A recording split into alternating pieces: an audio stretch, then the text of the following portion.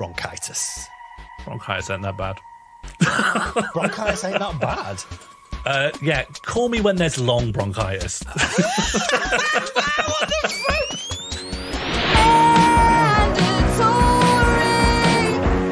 Redistribution party.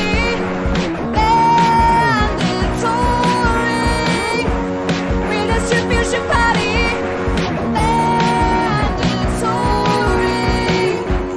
Redistribution party. Redistribution party.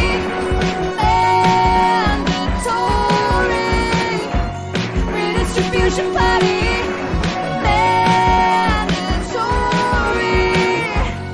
Redistribution party.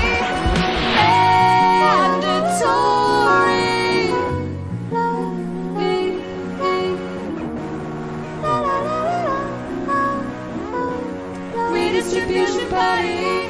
Hello and welcome to Mandatory Redistribution Party. My name is Jack Lewis Evans. And my name is Sean Morley. Essential workers. Ending homelessness. Mutual aid. Schools are replaced by Peppa Pig. The Right Honourable Jess Phillips MP raging at Pizza Hut. The grassroots organising and solidarity of the UK's first COVID-19 lockdown gave us a cheeky peep of an unwrecked future.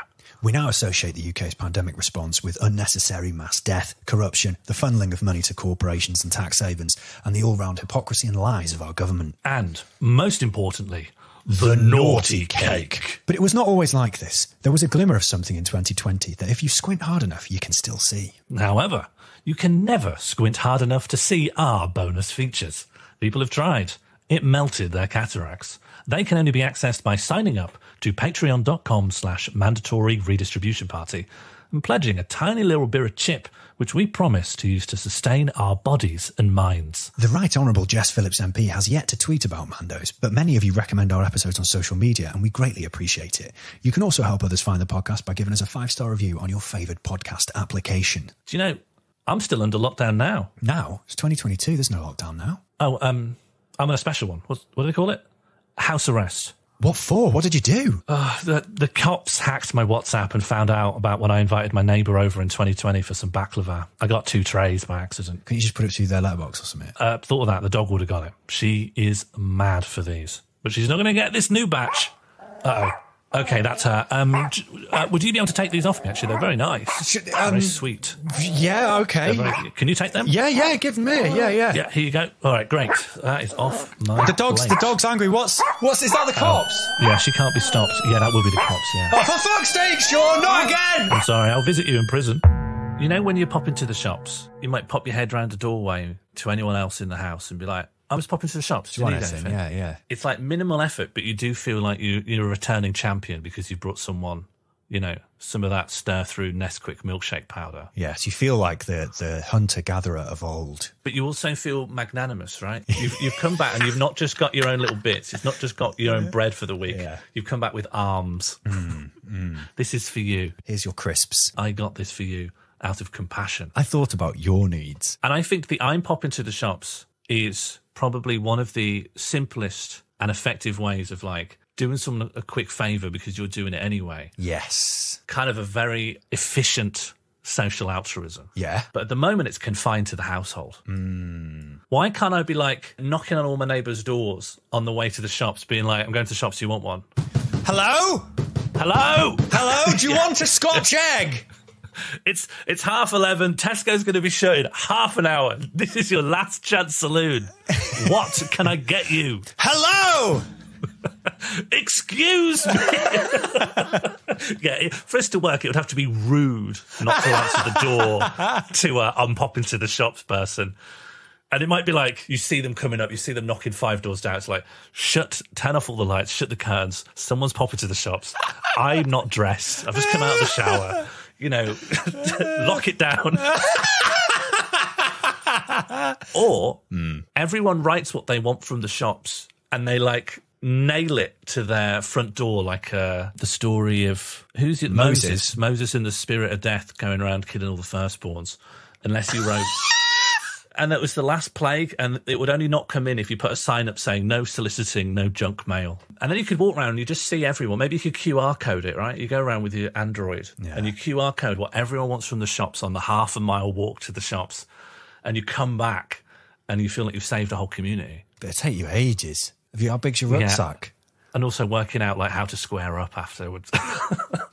That'd be awful. Yeah, sorry, I've actually spent a few £100. Yeah. Hello? Hello? I think you owe me money. Oh, you'll answer when you want the licorice, but now your payment is due. You become like a secondary landlord for people's late-night sweet desires. You become like an enforcer for a loan shark. You'd have to. You'd start off as a guy who's just happy to put some extra things in their bags, and then a month later, you have your own bailiff firm. We had a flavour of this. We had a flavour of this very, very beginning of the first lockdown.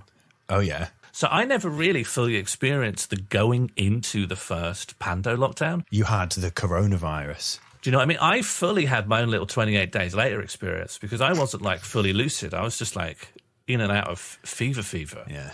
So I woke up into like a shutdown world. You know, all the rushes on the shops and stuff to like get bits in. Oh, the bog roll fiasco and all that. Why? I didn't get to do any of it because I was ill across that massive change of society.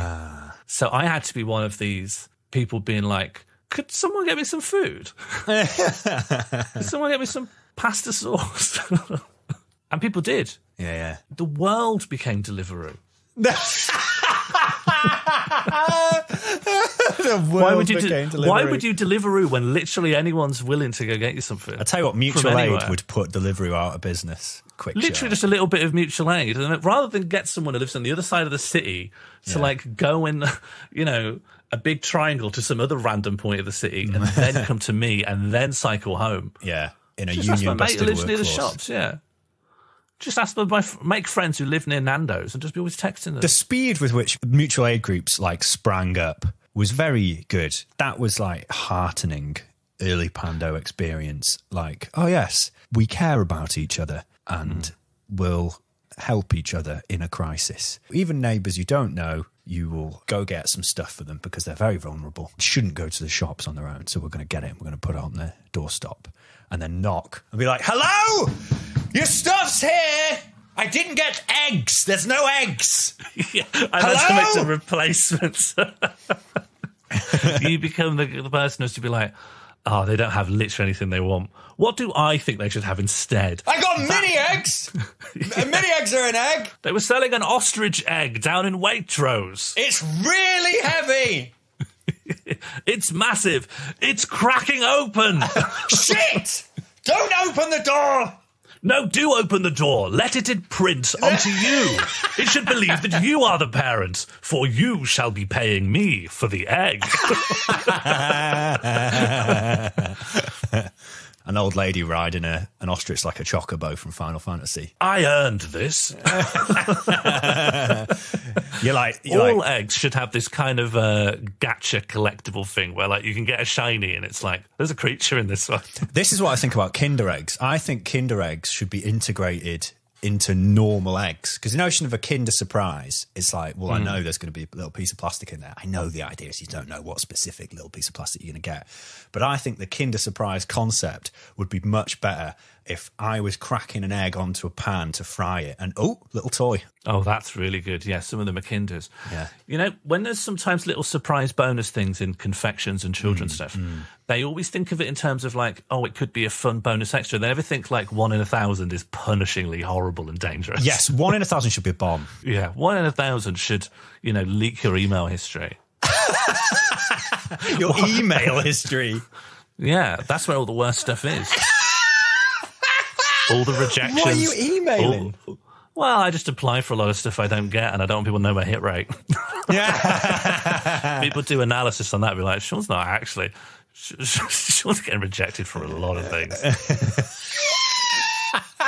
I just think... Leaked because of an egg. Kinder eggs. Do you know when you're younger Yes. Loads of people put a lot of ego on how much spice they can consume. Oh, yes. I'm very familiar with this. We need a replacement for that. And I think just certain foods, there's a chance it will do a data breach on you. And that'll be that'll be the spiciness for like Zoomers. Yeah. Wow. Zoomer spice, GDPR non-compliant curry. Yeah. People risking an egg. You're risking an egg there. You're risking an actual egg on this. It's not worth it. Just we'll get a naan. That's good. So you got mutual aid. Very good early Pando experience. From a teaching perspective, it was fucking horrible because I had the double thing of like teacher. That was hard. And also I was the union rep. So a lot of meetings. But overall, the way people sort of turned very quickly into like content creators, being able to, I know some of the teaching that was done over lockdown was shit, but a lot of the people I work with, a lot of teachers in general, put a lot of work into trying to make it not shit. It was like totally reskilling yourself. People were very willing to like try to do it and work together. But then also the stuff around that, like CBBC, which yes has some educational aspects, but they like massively ramped that up in a very short time frame. Again, another institution that just like everyone involved was like, let's make this work to help people in this crisis. Obviously, you know, it's horrible to be in a lockdown and for yet, you know, another, we're already in 2020 worried about the climate apocalypse and depressed because of the 2019 general election. But, and we didn't really need a global pandemic. The response to it initially, not from the government, but from people in general, people and institutions in general was pretty inspiring, I think. I mean, certainly there are a bunch of people that were chomping at the bit to like do anything either different or people who've wanted to be involved in like community organisation in some way. And now it's incredibly clear how to do things to help. There are people in the community who just need food deliveries.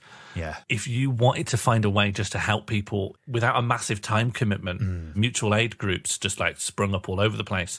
So it wasn't just like individual acts of kindness, right? No, People not at all. overnight systematized this into like organizations and communication systems, structures for making sure like communities got by okay. Like immediately in the absence of government and bureaucratic systems that take time, people just went People just did it. Filled in the gaps straight away. Yeah, and that was the cool thing. And it did it well, in my experience. The BBC did what it did of its own volition, and teachers did what, because there was no support. It wasn't like, oh, here's some training. Here's a plan for how to deliver the curriculum in this totally new way. They basically just left every institution to figure it out on their own. And people did together. I mean, that's obviously led to lots of variation in delivery, and there's millions of problems with it. But the willingness of people to make it work, I think, and to experiment with it was like really fucking cool. And then other stuff as well, like other new like possibilities that opened up. You remember all the early pandemic videos of like animals just everywhere? There's the goats in Llandudno now. Oh, the whole nature is healing. There's like there's a peacock driving a tram. Yeah. But the putting the eco-fascist undertones of the nature is healing thing, you know, like humans are the virus, COVID is the vaccine shit aside for a moment. The idea of like, oh yeah, we could, if everyone decided collectively, we could massively reduce pollution. Obviously there's somewhere between locking everything down and no one being able to go anywhere ever again and what we have now. But what I'm saying is, in some ways, capitalist realism felt breached. Yeah. And like, in terms of like what specifically practically happened in people's lives, I think like obviously a lot of we like invented this new term key worker to describe like this cannot pause. So these people, you know, we need people really to serve people bread. We need people to be putting anaesthetic into an ill cow. People need to collect the bins. People need to put stuff on shelves. Like it's really that was good to see. I mean, it's obvious why it very quickly dissipated, but at the time, it was good to say, oh, actually, yes, these people are essential. It wasn't just key, it was essential early doors, essential workers. Yeah. It isn't the banks. Yeah. These are the most important people in society. The stuff that became essential was not the stuff that's like normally celebrated in society. It is, you know, who takes away the bins. Yeah. A lot of cleaning and a lot of logistics. Processing, just moving things around. That has to happen. Whereas your brand management and social media posting for Toblerone can maybe pause for a week. And the thing is, I think that pause That like a lot of people in a lot of the bullshit job band, which is a lot of people, they got this temporary pause before, well, a moment to like pause and not be at work and have to transition completely to hit the ground in a whole new way of working and living. But also that sense that like everyone is tired and competing against each other paused with it, because when there's a suddenly like external threat, we're not in the rat race because literally everyone has just paused their activities. The moment you take away those external pressures and just the tiring nature of the work grind, instantly I think humans revert to well, I mean, not everyone, there's still bastards, There's you know, still but wankers, like but I mean, by and large, people reverted to a more altruistic mode of looking and being like, how do I help this? I don't want to. And also, like, you can still frame a lot of altruistic behavior in slightly more selfish terms of like, I don't want everyone around me to be dead and to live in a hellhole world where people are looking out their windows saying, can you get me some bread? And I say no, and then they're dead, and then I have to think about that.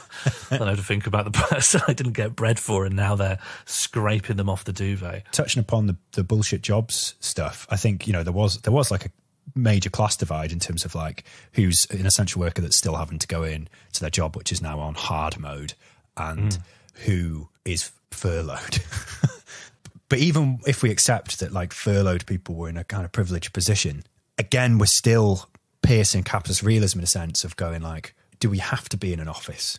You know, if we have symptoms of a thing, should we stay at home and not come and spread it to everyone we work with? These huge things that have felt like they're locked in, they're not going to change, suddenly like opened up of going, oh, maybe we could do this. I mean, even the idea of a Tory government supporting the furlough thing, which you've got to remember it was a win of the trade union movement that put immense pressure on the Tories to do this. It wasn't just like Rishi Sunak decided to be nice randomly. There was immense union pressure to bring that about. And, you know, John McDonnell, who was still the shadow chancellor at this point, pushing for it before the government said anything about it. What is important about work and how work is done is being massively challenged. Austerity, which has been like this giant cloud over economic policy for over a decade, seems to just be like, yeah, fuck it.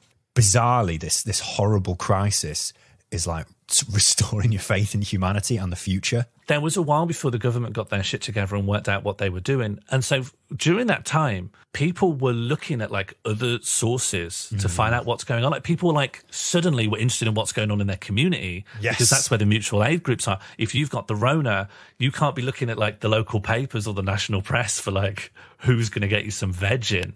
You need to be looking like who lives around me, because the response took a while and the government didn't seem to be doing things as fast as local communities were.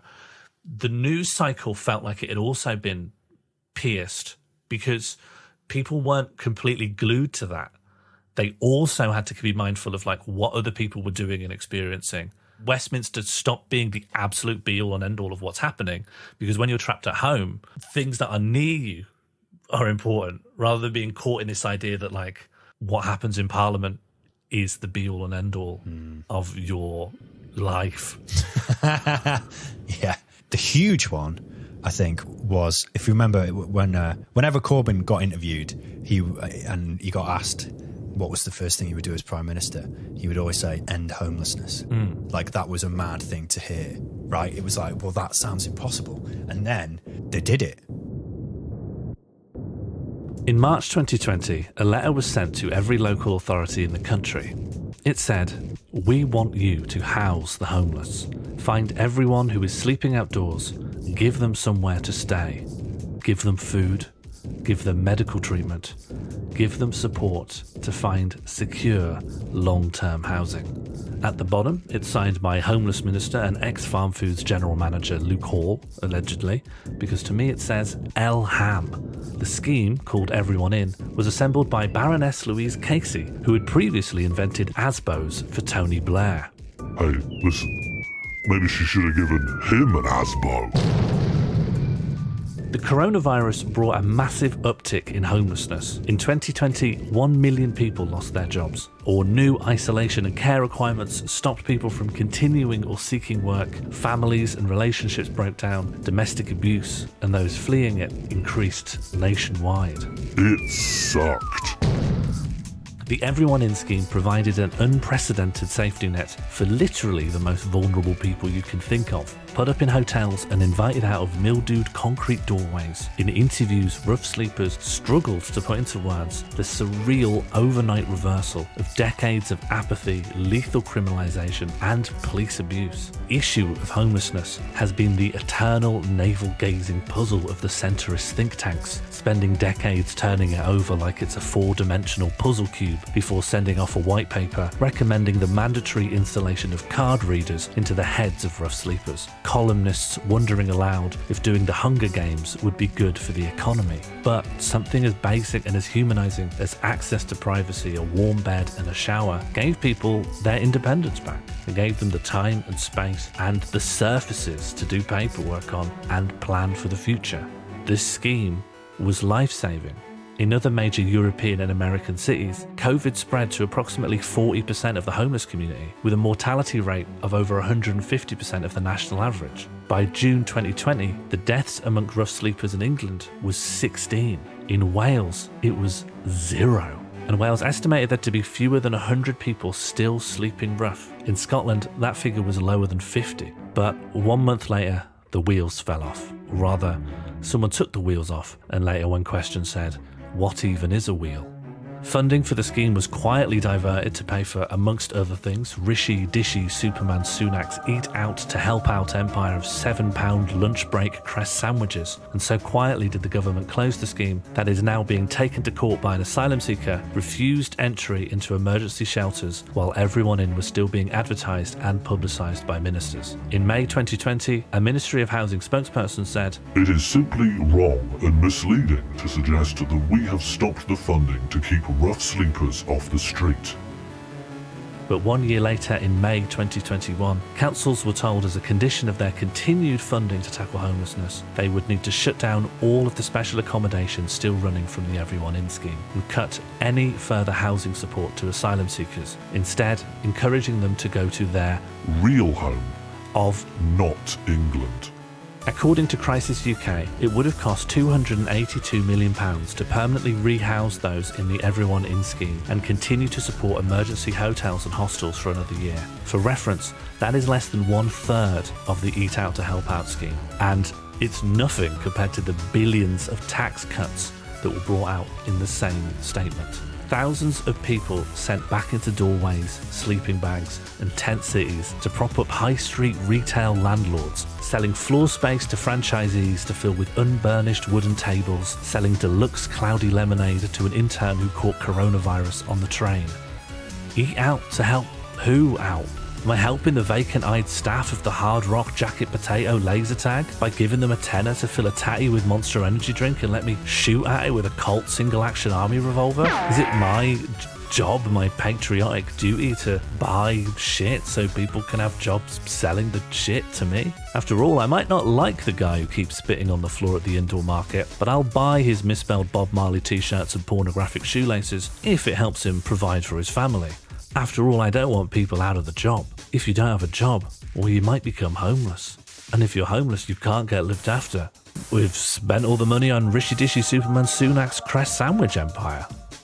And as much as it helped people's lives, the Everyone In funding was not the product of empathy. I don't believe the homeless community was seen as anything more than vectors of infection coughing too dangerously near a brand manager as they power walk through an underpass. But the pandemic increasingly feels like it occurred in a pocket dimension. As we return to our home planet, the memory holes yawned shut behind us, wiping the brains of anyone with any connection to power or policy. Suddenly, the solution to homelessness is back to an impossible mind palace of zooming algebra, overheating supercomputers, and sending fevered policy wonks to the brain asylum for upset tummies. A realm of far-reaching targets and committees tabling meetings to explore infinitely scrolling PDFs of before and after diagrams of a person inside and outside of a house, with the word "how" in large, increasingly messier fonts, like if The Shining was set inside an NGO.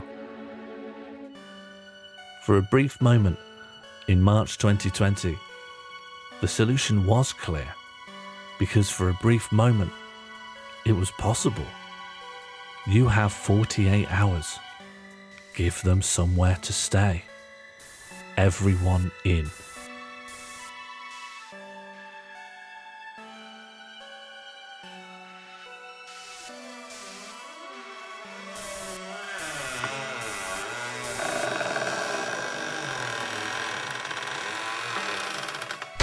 Sean, I've looked up the letter you referenced, and he's written Elham.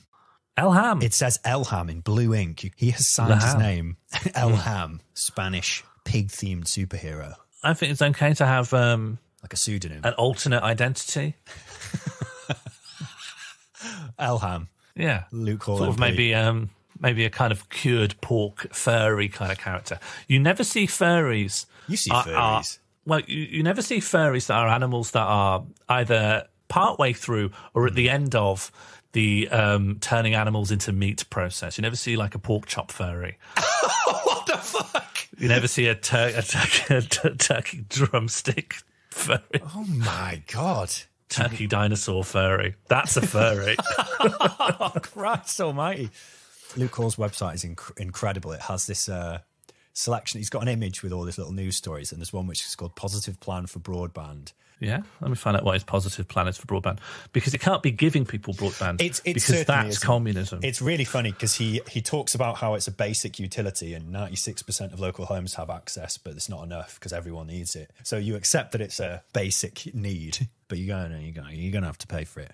But it's the way he stood in front of one of those green broadband boxes, but amongst a huge field of sort of 5-foot nettles. I was going to say, so like what they want is, because they're talking about rural broadband needs, so like make this as rural as possible. And it's like, have you got anything that looks beautiful? And it's like, well, we don't tend to put these like fucking rusted green box, like substation little boxes next to the pastoral bits. We took them by where people fly tip. It's like, well, find the ruralist one you can. Yeah, do you want to stand next to the nettles? It's a security measure by OpenReach. Do you know Netflix and other streaming services put like drives, they put little computers with loads of stuff on in some of these stations? Netflix are in these little boxes that you see on the I don't know if it's corners exactly of roads. those little boxes, but they have like to speed up access because, and it's one of those things of like, you know, like the physical infrastructure of the cloud. It's just a computer somewhere else. It's just hidden computers. It's just hidden computers, but some of the computers are hidden closer to you than you think. Yeah, what Netflix has done is geocached computers in places only people with a certain council Allen key can access. Secret Plex server.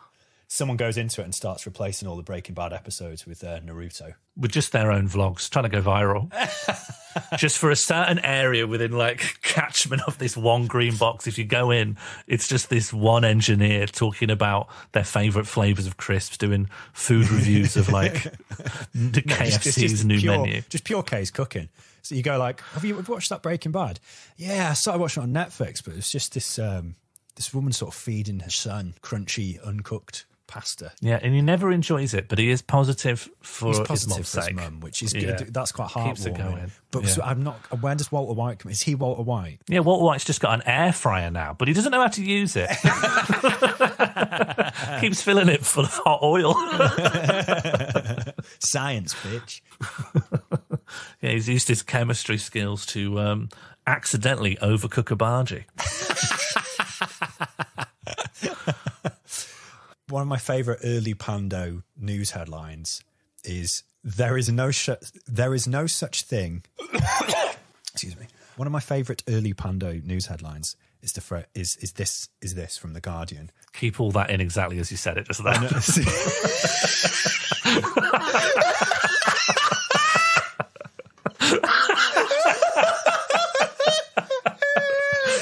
Just completely fucking up. Sunday the 29th of March 2020. There is no such thing as society, says Boris Johnson from Bunker. Wow. That is like an Onion headline. It's real. It's just weird early Pando stuff, like Jess Phillips getting fucking pissed off at Pizza Hut. Labour MPs just like slagging off some of the lowest paid workers in the economy. Like, where's my fucking pizza? Proper like maximum can I speak to the manager. And the other one that sticks with me is Louis Theroux getting in shit with his wife for making lasagna constantly. That passed me by. Louis Theroux kept making lasagna, and then he had to do a post saying, I'm going to have to stop making lasagna now because my wife is accusing me of avoiding the family by making lasagna. But then like it's mixed in, he's like saying he's going to have to stop making lasagna, but it's also mixed in with like a review of the lasagna recipe. And he's like, this is a BBC recipe and actually it's not very good. It transpires that the reason it's not very good is actually he didn't follow it because he was pissed. Right. That's all in the same post. You can imagine Louis Theroux being someone who is slightly avoidant of their own family and friends, but feeling like their work is socially important and absorbing, and therefore it would take an act of God to make them really reckon with why they're behaving that way. And that's why it has to turn into something like some sort of lasagna frenzy. And it feels like a rejected Peep Show episode of like Mark going, I just need to make another lasagna. The depressing thing, though, is how the glimmers of hope from the early Pando rapidly evaporated. I mean, let's just talk about the homelessness thing, given we've just come out of it. One of the surreal things in the dismount is press releases and think tanks have gone back to talking about the complex problems of homelessness without reference to like what literally just happened and how effective it was and how it was like determined by national homelessness charities to be like, literally just fund that slightly more. And we really think homelessness can be not completely eradicated, because homeless people will still be produced as long as we're still doing all the other shit stuff that we're doing. The kind of social problem that you would say is more or less resolved. And also the Conservative Party, I think afterwards as well, set a new pledge to end homelessness by 2024. Which, we already did it. What, you mean end it again? What are we going to do? End and unend so we can end it again? Wow. But also, it's just one of those convenient... Do you know... It feels weird when we live in a system of representative democracy where all our representatives change every 4 years, in theory. Yeah, in theory. To be like, I'm going to do something in 5 years. Yeah. You know, people saying that they're going to do things precisely when their term will definitely have ended. But they'll never be held to account by the British press. People who are currently serving aren't held to account. So the idea that we'd have a memory of what the past ministers did and said they were going to do. It's too late. They're selling their memoirs. They're making eco sheds. that homelessness thing of like it reset into going to this using the same language, charities using the same language in the same context as before the pandemic, ignoring what had happened. That's like copy pasted across everything, isn't it? Stuff where it felt like there was these new possibilities. I mean, the mutual aid groups. It was great that they were like this grassroots thing, and then immediately the government kind of co-opted it, right? They even co-opted it into their own spin. And the same with the key workers thing. It's like, okay, this language about essential workers is great, but then they're like clapping shit. Yeah. Christ. And you could tell at the time, you're like, the people who had voted Tory, who are now clapping for NHS workers, you know immediately, you're like, as soon as this is over, you're going to be arguing that they shouldn't have a pay rise because it'll affect inflation. And lo and behold, that's exactly what happened. That contradiction of like clapping mixed with not helping. There wasn't a pay rise afterwards, even though one was asked for. Yeah. And as well, just a little sidebar, but like slightly earlier Starmer trying to stand shoulder to shoulder on not giving a pay rise to the nurses. Just based on the strategism of like Haircut QC going, okay, we're going to stand with the government on not giving a pay rise to the nurses who just helped us through like nationwide life-threatening event. And then the Tories can literally just jump to the left of the Labour Party by giving them literally anything. And suddenly the Labour Party has found themselves on the right wing side of an issue about raising pay for nurses. It just seems like if we can't have any principles and we're just focused on winning, then to just strategically blunder on very obvious issues. Well, this is not strategy, is it? They're just fucking evil. They don't care about the working class. They're just in it for themselves and believe their own. They've inhaled so much of their own farts that's replaced their brain. And the fucking handbrake turn from Corbyn to Starmer, every shit error. The Black Lives Matter protest, referring to it as like a moment. It was like a barrage of fucked up stuff from the Labour Party as soon as he was in. The stuff in 2020 when he was like massively pushing for schools to open. He seemed to be like pushing for schools and insisting on schools being open when it was dangerous more than the Tories were almost. Definitely. I feel like it was one of his like out of the box issues. Yeah. He's like the centrist dads who are my base fucking hate their kids and don't want them in the house. They want to keep working from home on their like bougie like bullshit jobs, but they don't want Tarquin there. So I'm going to say to school, I'm going to go on telly everywhere I fucking can and ignore the teachers' unions and just say, get the fucking schools open. I know what I said about nationalising energy industries, but my new key policy is don't let little Benedict spill yoghurt on Daddy's MacBook. And just constantly coming out and saying we support the government, but we have not got time for an episode. Not at all. Fucking Absolute the Labour sidebar. Party of cunts. Yeah. Shutting the door of that vault again. But what I wanted to say was, in terms of the clapping, where I live there's lots of students who live around this area, and we've got a kind of, not a shared garden, but like our gardens back onto each other. So you get you can hear what everyone's up to through the back windows. Clapping during this time was ubiquitous, and you could see everyone clapping. But so was partying, right? We had made some signs that said, shut the fuck up, you cunts, that we were going to put up on the lampposts.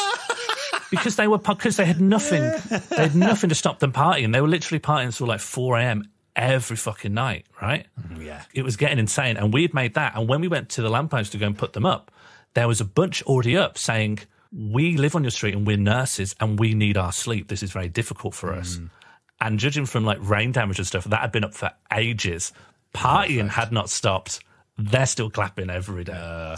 I mean, to an extent, I do have sympathy, especially with like young people whose life had shut down. Obviously, I've also got sympathy with the nurses trying to sleep. The most important thing is no one called the fucking cops, because the cops in the early Pando, full Gestapo mode, like maximum authoritarianism.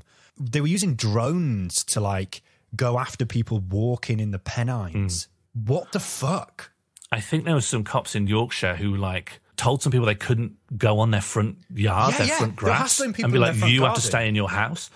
And it was like, I can't leave my house. How do I leave my house to go to the shops? Because you are now watching my house to make sure I don't go in my front garden. Ridiculous. That context is what made the Boris Johnson party shit land hard, because the cops had been like massively draconian on normal people for like no reason other than just cop brain. Like fully going into people's houses with no like warrant, not even clearly stating what they're in for, but they're not masked up, but they're saying they're doing it to stop the spread of coronavirus, coming in to like breathe on people's stuff. Do you remember like images of like benches being taped up and like moving people on from parks outside?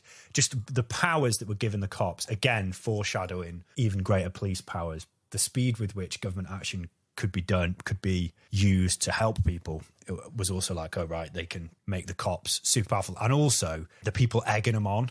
British people fucking love rules. And again, that's why like Boris Johnson breaking the rules, capital T, capital R, is more significant than the thousands of deaths he's responsible for. That's why that landed, because people were like, yeah, he broke the rules. Because I think the rules let a lot of people who love authoritarianism think it's justified by something that's internally consistent. Yeah. You know, it's the same. Every time you see a viral video of one of the Queen's guards like booting a child in the head, and it's like 1,000 people. They're like, well, kids shouldn't have been there. Well, and there's also, I feel like what they really want to say is like, God, I wish that were me. What, getting hit? God, I wish I would be brutalised by the police. Yeah, I wish I was in the body of a child getting stomped. I wish I could be de-aged and then stamped on by Prince Charles. Big man. I want Prince Charles to be a giant and punch directly through my front door while I'm trying to open it. As well as the mass deaths, which we fucking covered at the time in terms of the care homes. But there's just the amounts of money. It's like, oh, great, the hegemony of austerity has been burst. But where is the fuck is all this money going? Just all these dodgy contracts to people who've never made PPE before, the insane track and trace money. And it's all just like siphoned off. It's just like all this money's gone into the economy, but it's just gone. The amount of profits have gone up over the pandemic. And a lot of that is just money from the state given to the ruling class. Yeah. Whoosh. They've just fully got away with that because the media just don't care. They don't care about the death. They've moved on from that. They don't care about the billions of pounds stolen from the population of the country into the hands of the super rich. But they do care about, like, the rules. Boris Johnson broke the rules. Led by donkeys beaming a this you of times when Boris Johnson said he likes pepperami, but then later said he didn't, beaming that onto the moon and then doing a world tour where they bow to everyone and say, you're welcome. The other bleak thing is the anti-China racism. I tell you what a weird cycle that took, which was initially China's being really authoritarian and really bad, China bad for doing lockdown. And then also somehow China tricked the West into not locking down early enough because they didn't give enough information. Well, hold on. Because China early pandemic were going like, lads, this is bad. They were like, it wasn't just them locking down themselves. They were telling everyone else, hello, there's this coronavirus thing. Very, very bad. Recommend action now. And our governments were like, nah. Yeah. What are you on about? It's a bad kind of racism to get really into when you are an entire culture that cannot differentiate between China and any of the other East Asian countries that surround it. I think there was an uptick in racism against East Asian people in the West, big time. And the news facilitated that. Obviously, there's a conspiracy theory nut jobs who are like, oh, the Chinese government created it. It's like the Chinese virus, the China virus or whatever, kind of like Trumpisms. That was fucked up. 1 million people discussing what a wet market might even be. Perhaps a missile bunker?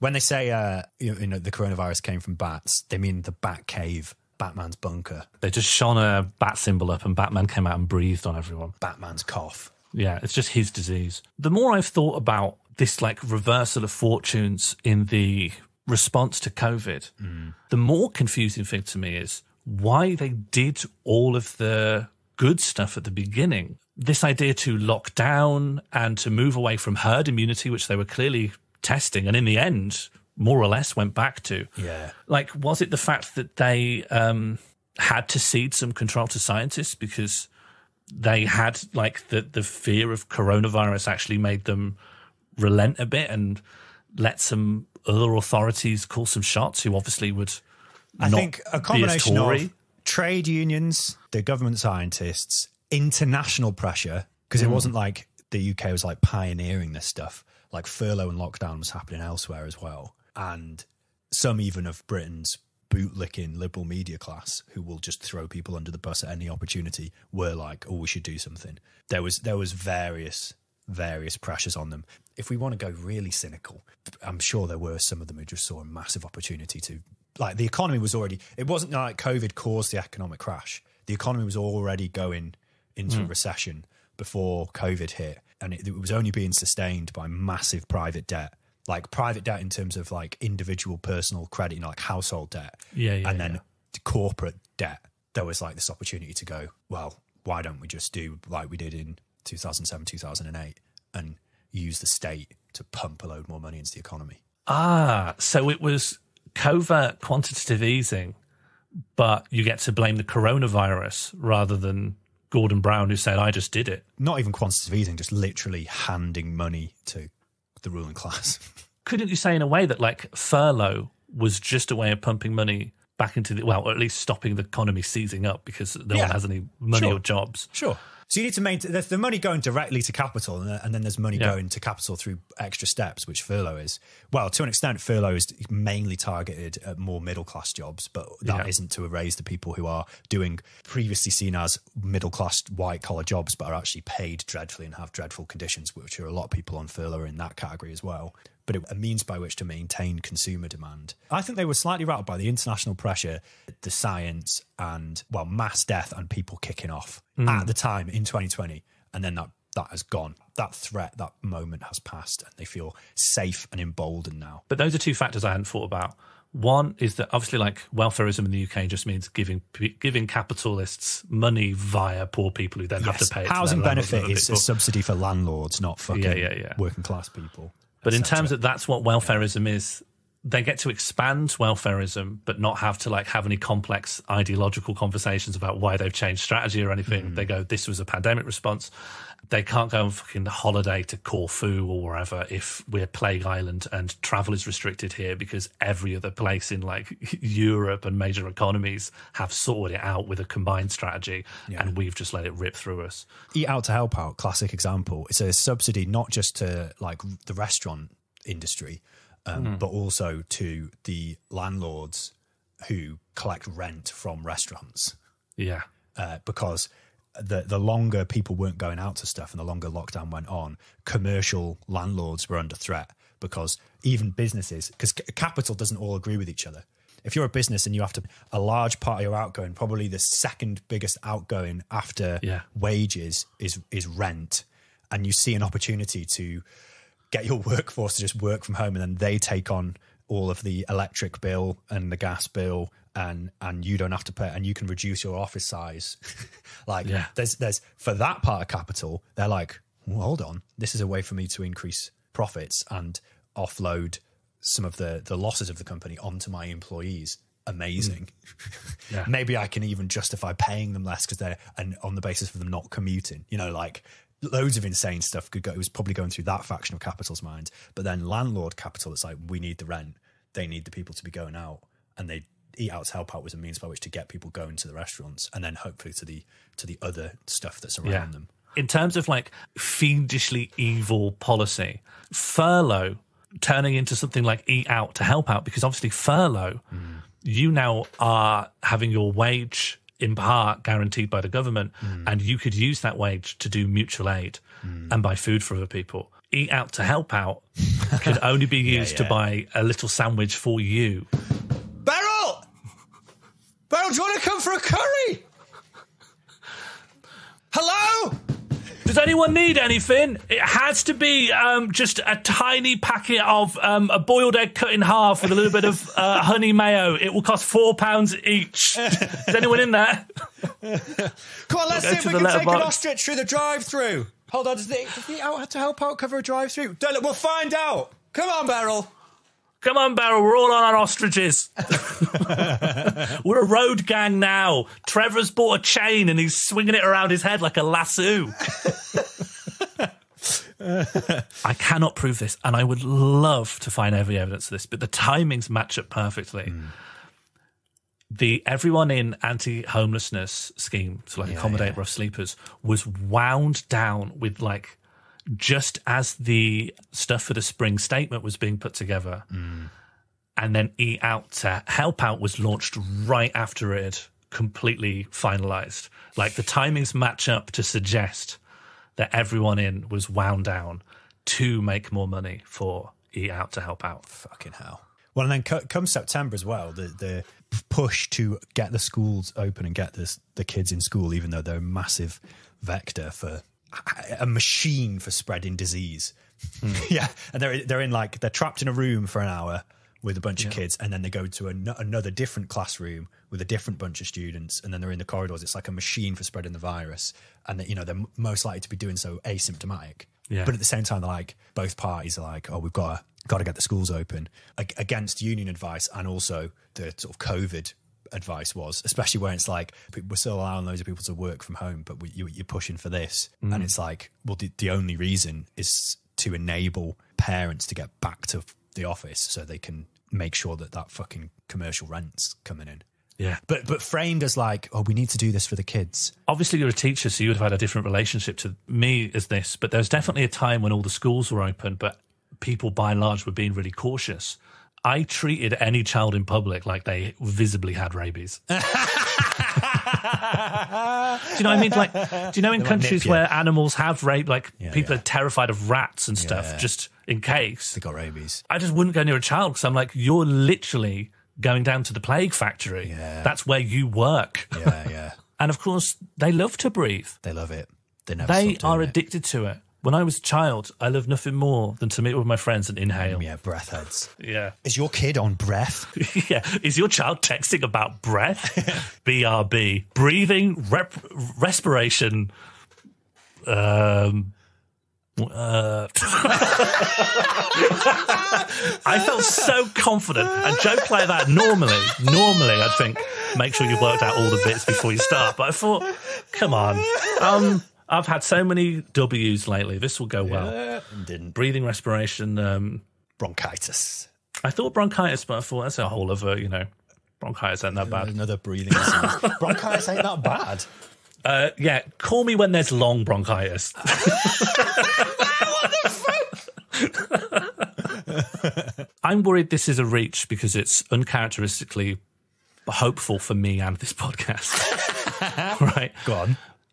But it does feel like, given what we talked about with how fast the mutual aid stuff sprang up and how suddenly people's focus went to taking care of other people. Also, lots of people picked up caring responsibilities during this time and did it because people had to stay indoors. People had to, people had to reckon with the people close to them and learn to look after them and live with them. A lot of people didn't. A lot of relationships and families and stuff broke down. But, it sounds like maybe there was something wrong, have to deal with that eventually. They were the virus. Yeah, you can't be making lasagnas all day. At one point, you've got to talk to them. But it does suggest that the long tail of capitalism's horrible brainworms aren't so entrenched that if it were the case that things pause, people don't revert to what... It's a big claim, but what I believe is just a more natural state for human beings that don't have... behaviour-modifying external pressures and incentives placed on them, which is a kind of socially minded altruism. It didn't go full Hobbesian war of all against all. Which is what we were told was supposed to happen. Yeah, do you know? which is what was supposed to happen. We were told without the state stopping us from fucking murdering each other, whereas in fact the state paused its responsibilities during a crisis and people immediately came to fill in and become a safety net for each other. And it became fucked when the state massively empowered cops and started encroaching on things and doing all mad, corrupt shit. But that initial thing at the start, the essential workers keeping everything going, other people's solidarity with essential workers, real solidarity, not just clapping, but like genuine appreciation. Yes, it was co-opted, but it was nonetheless real and there and widespread.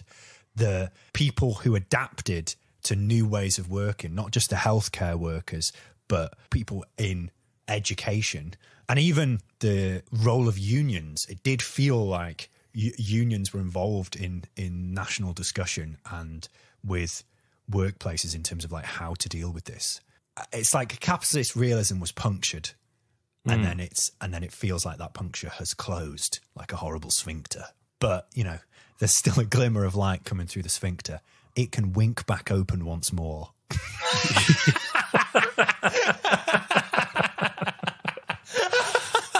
Okay, I'm running with that analogy of capitalist realism as a little sphincter. Also, the idea that it's been punctured and now there's a sphincter, like it's a wound that's got muscles. Yeah, I like that. I mean, obviously everyone's thinking an anus, but you could see you could see the sphincter. Like the doors in Alien in the vents. Well, I was even thinking maybe a little bit closer to the anus. There's the anus. We think when people say sphincter, they think anus, right? Yeah. But the anus is only the last sphincter. The anus all the chambers, all the chambers of it's the like intestines. Yeah, they're all little bubbles. You go in there. I don't know. Honestly, I don't know what the intestine's for. I feel it's like it's digestion. most of our body. Most of our body is just an intestine. It's a lot. It's long, the intestine. Isn't it like 20 metres or something? No, I think it goes all the way to the moon if you stretch it out. I feel like I read that in like... if you lined up all your veins, it would go around the world kind of... How long is intestine? Non-fact. How long is intestine? Okay, it says here, and this is from Dorling Kindersley book. Is that it? DK Dorsley Kinderful? If you were to stretch out your large and small intestines in one line and walk on them like a tightrope. Tightrope, yeah. Is it strong enough to do that? You would walk to Mars. Mars? Yeah, you'd walk to Mars. Oh, fuck off. How thin is it if it's getting stretched like that? An atom. Well, you can't tightrope on an atom. It does say it'd be very difficult and you would asphyxiate before you reach your destination. Does it say that? No, it hasn't said any of this. It's about 9 to 16 feet.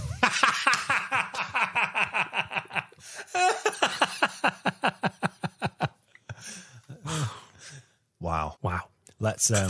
What we need to find a way to doing is using our intestines, our collective intestines, to tie together the now into the future we want. And grasp my hand, Sean.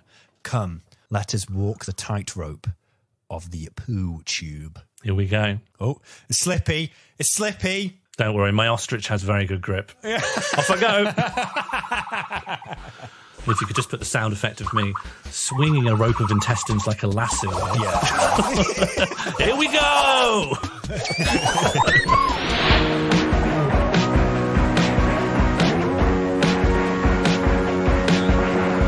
Mandy Mandatory Redistribution Party was created and produced by Sean Morley and Jack Lewis Evans. Our title theme was created by Ella Jean with additional music from Sean Morley. Thank you for listening to Mandos, and special chunky thank you to those of you who support us by sharing episodes on social media and who support our work at patreon.com/Mandatory Redistribution Party, where you can access bonus extra content such as Sean's recent attempt to cancel Towns. Godspeed, friends. Godspeed.